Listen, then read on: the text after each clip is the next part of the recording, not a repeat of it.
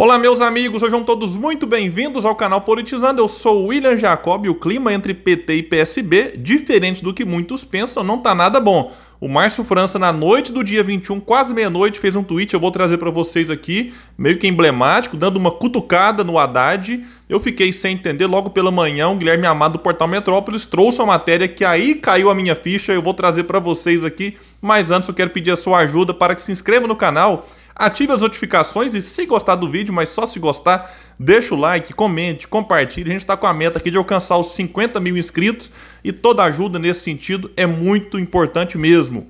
Bom, meus amigos, quase meia-noite do dia 21, Márcio França fez o seguinte tweet que me chamou muito a atenção e pensei, alguma coisa aconteceu. Disse ele, outubro de 2018, Estado de São Paulo, os mesmos eleitores, mais de 3 milhões de votos a mais. Hashtag verdade não tem curva. E colocou ali a imagem dos votos dele e dos votos do Haddad. De fato, ele teve mais de 3 milhões de votos a mais que o Haddad. Haddad, no caso, contra Bolsonaro, Márcio França contra João Dória. Eu procurei algo na internet na hora para ver o que estava acontecendo. Não encontrei nada assim muito recente, mas logo pela manhã do dia 22, Guilherme Amado do Portal Metrópolis divulgou o seguinte: clima entre PT e PSB azeda e a aliança de Lula e Alckmin corre risco. E aí vai destacar na matéria que o clima entre PT e PSB azedou nos últimos dias.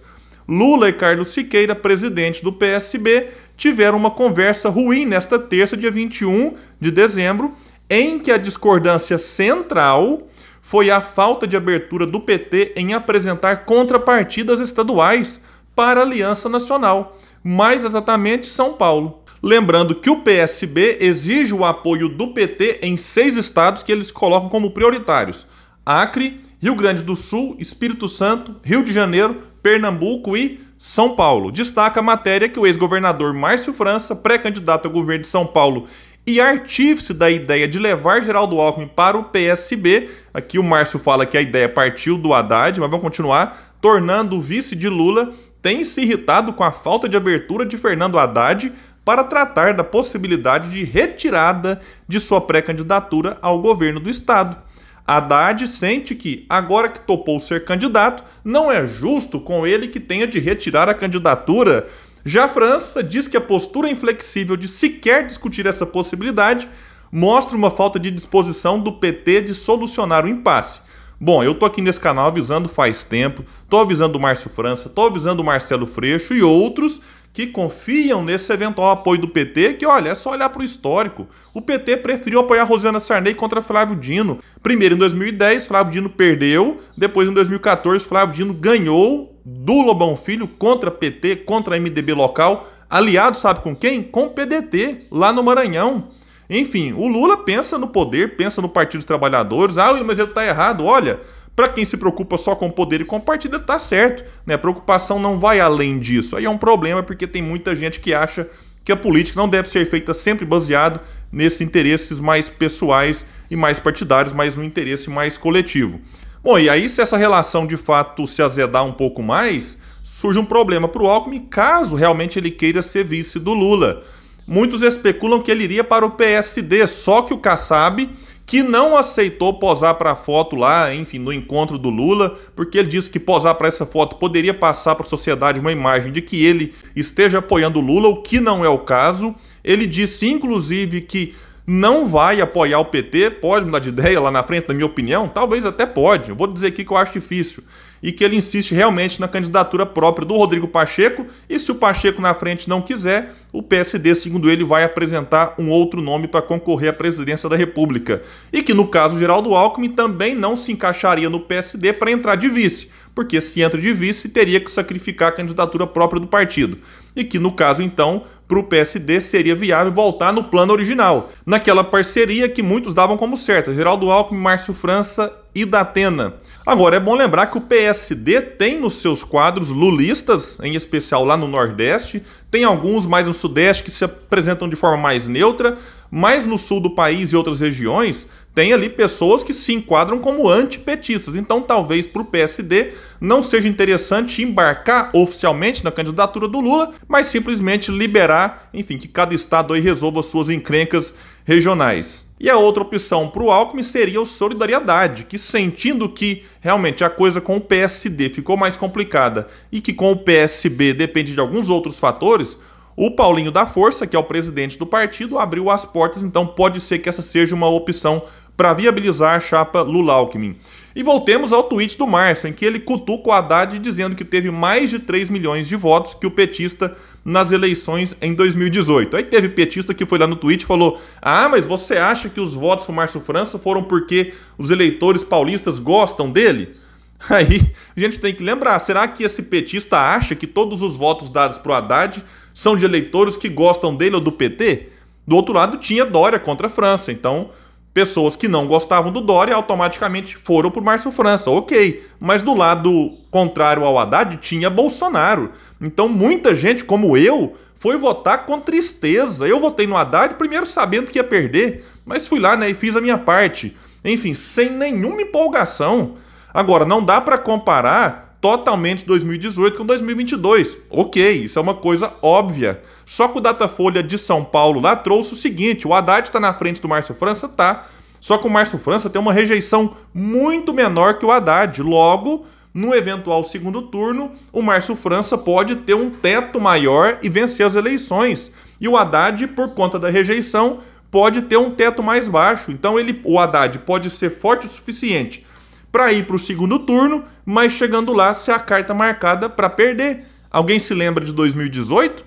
Quando as pesquisas mostravam que o Haddad perderia para Bolsonaro. Bolsonaristas mentem dizendo que as pesquisas erraram. Não, elas acertaram. Elas erraram as feitas há 6, 10 meses das eleições. De fato, ninguém acreditava que Bolsonaro seria eleito. Por isso a gente fala que tudo pode mudar e mudar muito. Mas as pesquisas recentes, no primeiro turno, já mostravam que Bolsonaro venceria Haddad e perderia para o Ciro. O Ciro, que nas eleições chamava Bolsonaro de um projeto de Hitlerzinho tropical, enquanto o PT mentia para a sociedade, apresentando o Lula da cadeia sem poder ser candidato. Aqui não é uma questão se a prisão era justa ou injusta. Naquela data ele estava condenado em segunda instância e a lei da ficha limpa que ele sancionou o impedia de concorrer. Portanto, mentiram para a sociedade, aumentando o antipetismo e aumentando a rejeição. Colocaram Manuela Dávila de vice, também muito rejeitada. E vamos lembrar, em 2020, o Guilherme Boulos, lá na capital paulista, fez uma campanha muito bonita, enfim, deixou o PT comendo poeira, foi para o segundo turno e perdeu. Por quê? Porque desde sempre todo mundo sabia que a rejeição ao Guilherme Boulos é muito alta. Manuela Dávila, a mesma coisa lá em Porto Alegre. E eu estou dizendo sobre o Freixo no Rio. Enfim, é claro que é um candidato muito, mas muito melhor que o Cláudio Castro, enfim, que vários outros que podem se apresentar lá. A grande questão é apostar no Freixo, que pode ser forte o suficiente para ir para o segundo turno, mas chegando lá por conta do antipetismo e também da rejeição que o próprio Freixo tem lá no Rio de Janeiro. Ele pode ser um candidato a sair derrotado das urnas. Então é preciso ter muito cuidado e, enfim, avaliar muitas coisas. Mas o PT quer ter 3 palanques em São Paulo, algumas matérias dizem aí, o do Haddad, um palanque puro, o Márcio França no PSB, caso realmente eles não consigam se entender por lá, e também o palanque de Guilherme Boulos. E se o PT insiste no Haddad e o Haddad vai para o segundo turno com essa rejeição, o estado de São Paulo pode continuar sendo administrado por um tucano, porque não se enganem, Rodrigo Garcia pode, não estou afirmando, crescer muito, porque o PSDB em São Paulo é muito forte. Se o Dória realmente for candidato à presidência da República, ele vai sentar na cadeira de governador, isso por si só já vai lhe dar uma força extra. Enfim, eles estão se articulando para em 2022 liberar verbas e mais verbas para municípios, eles estão também se articulando ali com vários prefeitos, então não podemos descartar a força do PSDB lá com o Rodrigo Garcia. E se o Alckmin realmente for com o Lula, eleitores do Alckmin podem migrar para o Garcia, então é importante tomar realmente cuidado em relação a isso. E é bom destacar também que essa coisa do Lula tá forte em nível nacional não se traduz sempre em votos e em força nos estados. Por exemplo, lá na Bahia, a ACM Neto lidera as pesquisas com grande folga, mesmo tendo como concorrente Jacques Wagner, que é do PT, ex-governador e que todo mundo sabe da sua ligação com o Lula. Então, a gente percebe que ao longo do tempo as pessoas estão fazendo melhor essa distinção, mas é claro que o apoio desse ou daquele acaba influenciando parte do eleitorado. E em 2020, na última eleição que nós tivemos aí nas prefeituras, o PT não elegeu nenhum prefeito de capital. E na contagem geral teve uma queda drástica, muito maior inclusive que o PDT PDT, que junto com o PSB conseguiu ali eleger vários prefeitos de capital. E muita gente está alertando o PSB para tomar cuidado com a famosa ferroada do escorpião, porque o PT tem esse instinto, né? Atrai, atrai, atrai, e no momento certo vai lá, dá a ferroada e abandona aquele aliado, que de tão atraído que ficou se vê meio que rendido. Então, muita gente aposta que o PSB não vai ter a vista do Lula e não vai ter o apoio que deseja na grande maioria desses estados. Talvez o PT, para agradar o PSB, resolva novamente sacrificar Marília Reis lá em Pernambuco, estado que ela lidera, para apoiar um candidato que não se sabe nem qual, do PSB, e aí o PSB ficaria mais feliz e continuaria ou apoiando o Lula ou eventualmente ficando neutro, como ficou em 2018. Então é necessário ficar muito atento, porque essa aliança que muitos dão como certa, ela não está fechada, tem muitas questões para serem resolvidas. Hoje a chance do PT de ter o PSB é muito grande, mas em política, meus amigos, não pode dar nada como certo até realmente estar formalizado. Lembremos, né, falando aqui de 2018, até o finalzinho de julho, muitos davam como certo o PSB com o Ciro, aí com a articulação do Lula da cadeia rifando Marília Reis em Pernambuco e o PSB rifando Márcio Lacerda em Minas, o PSB mudou de lado em cima da hora ali, no apagar das luzes. Então é bom a gente não ter tanta certeza assim em relação aos rumos do PSB, e qualquer novidade em relação a esse assunto que promete esquentar aí esse finalzinho de ano e começo de 2022 eu trago para vocês aqui no canal Politizando. Valeu e até o próximo vídeo.